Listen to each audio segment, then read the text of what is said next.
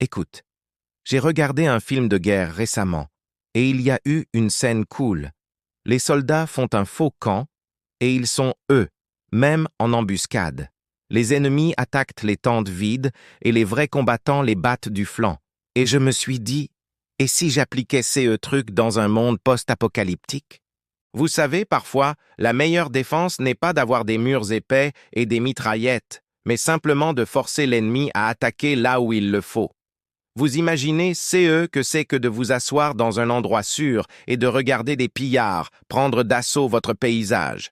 Laissez-moi vous dire comment créer de faux camps est si cool que même les raiders expérimentés se comporteront. La première est de choisir le bon endroit pour tricher. Cela devrait paraître logique. Près de l'eau, sur une colline, mais pas trop protégé. Sinon, ils penseront que c'est un piège. L'endroit idéal est une petite clairière bien vue de loin. Les ennemis verront le camp et penseront « Oh, proie facile !» Maintenant, à propos des feux de joie, c'est la partie la plus importante. Tu fais quelques feux, mais tu ne fais pas de feu. Il suffit de mettre du bois de chauffage, ajouter les cendres d'un vrai feu de camp, disperser les charbons. De loin, on dirait que le feu s'est éteint récemment. Et la nuit, vous pouvez même mettre une tête qui couvre cela créera l'illusion que quelqu'un a dormi ici. Les tentes sont une magie séparée. Pas besoin de vraies tentes coûteuses. Prenez n'importe quel tissu tiré sur les bâtons. Prêt. À l'intérieur, vous pouvez jeter un vieux sac de couchage, disperser des choses. L'essentiel est que de loin, il semble habité. Et si vous trouvez un mannequin ou faites un épouvantail à partir de chiffon? En général, la classe. La silhouette d'un homme dans une tente ajoute au réalisme. Les traces sont la cerise sur le gâteau. Vous vous promenez autour du camp. Vous piétinez les chemins vers le feu, vers le lavabo d'une bouteille en plastique. Vous pouvez même disperser les ordures mégots, boîtes, emballages. Plus il y a de signes de vie, plus il semble convaincant. Et voici un truc cool avec de la nourriture.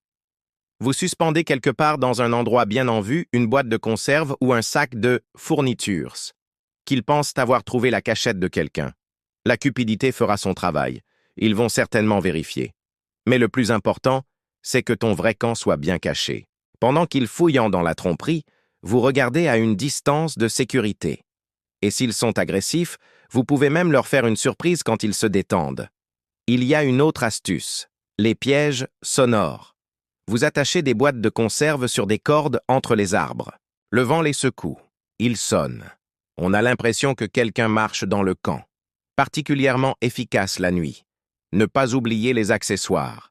De vieux vêtements sur une corde, comme s'ils étaient secs. Bouteilles vides à la source d'eau. Outils faits maison, laissés négligemment près du feu de camp. Chaque petite chose ajoute de la crédibilité. Et la règle principale est de ne pas en faire trop. Un camp trop parfait suscitera des soupçons. Fais comme si les gens ordinaires vivaient ici. Un peu bâclés, mais habités. Tu sais, c'est eux qui est le plus cool? Cette astuce ne fonctionne pas seulement contre les humains. Les animaux peuvent également être amenés au faux camp.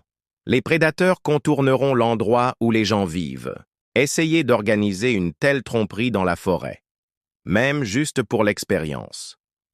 Mettez la tente dans un endroit et cachez-vous dans un autre. Voyez combien de curieux vont voir le camp abandonné. Dans un monde où tout le monde peut devenir un ennemi, la capacité de tricher n'est pas la méchanceté, c'est la survie.